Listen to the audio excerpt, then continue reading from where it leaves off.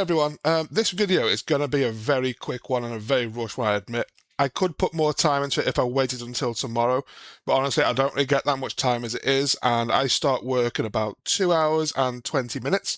So in that time, I'm going to record this, render it, and then post it. So hopefully people can see the idea, and maybe people like it, and who knows if it gets implemented or not. But I feel like my previous video, my intention was to genuinely be mostly positive because I do believe the game is mostly positive. Unfortunately, the conversation has got caught up on the one negative, but that's not the view I want people to have of this game. I think this game is going to be brilliant and can have a lot of fun from it. So I wanted to expand on an idea that I presented in my previous video, but I've just thought about a way that I think it could even be improved upon beyond that. The Horde Siege, at the end of it, you extract on a Raven and get out of there. That's a cool idea, but in the last video I said about how easy I feel that is. Now, I've given ideas on how that could be made a bit more difficult already, so I'm not going to go into that too much, but I just think more enemies there could solve that.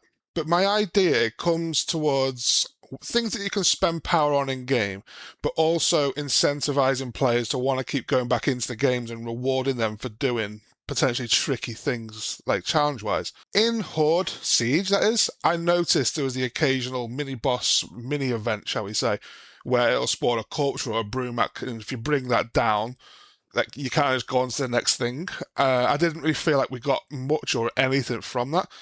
I think that they are a cool thing that are already in the game, and they could definitely be used to provide people with some form of incentive to play.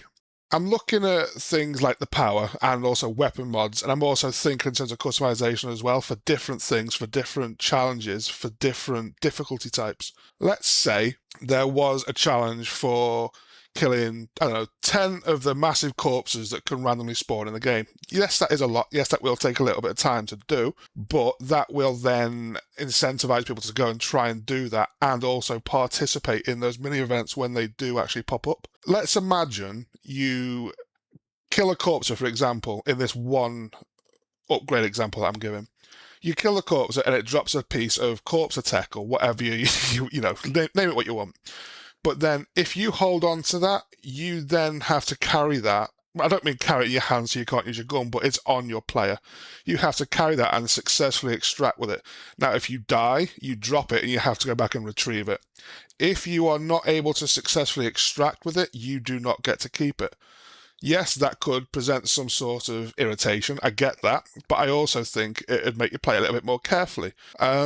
But I was thinking, who knows what you could use that for? Now, come up with your own idea of upgrades, I don't know. But in Horde Siege, the map is enormous. You've already got Ravens in the game. All you need to do, from my unknowledgeable perspective, is program the AI to do something like that for you. But let's say you collect 10 pieces of these corpse attack.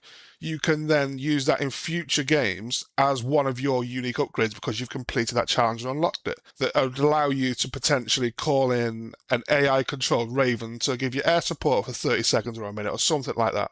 You could then have tech drop from things like Brumacs, and they can give you different paths to different upgrades. I wouldn't want to see a universal tech that you can just spend on what you want, because I do think that would then remove the uniqueness towards doing different challenges, and you could just go for the one that you wanted with your tech rather than actually doing each of the challenges and playing different parts of the game to unlock it. I think that in terms of things like weapon mods, they could be scattered around the map, but in random places, so you can't just go and watch a guide to go and pick them all up. They're going to be in random places. But then you're then incentivized to explore the map, look in different places, and find things that you might be able to use in your next games if you collect them. Things like cosmetics, they could then just be much more common, but still found by doing little things in the game itself. Now, genuinely, I don't know what TC's already got in mind for this. I might have just not seen it. It might not have been there for me when I was able to play it, and maybe it's just not been announced. I don't know.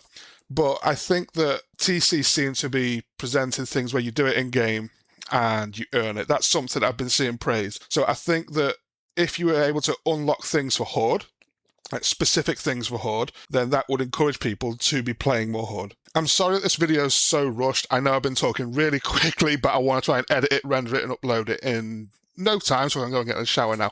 So yeah, hopefully you like this idea. Let me know what you think. And again, my previous video, it wasn't meant to be a negative one, but I get why it's turned into that. Also, yeah, lol, my movement was terrible. The Buzzball, that gave me a massive debuff. Thanks, Buzzball. Bye.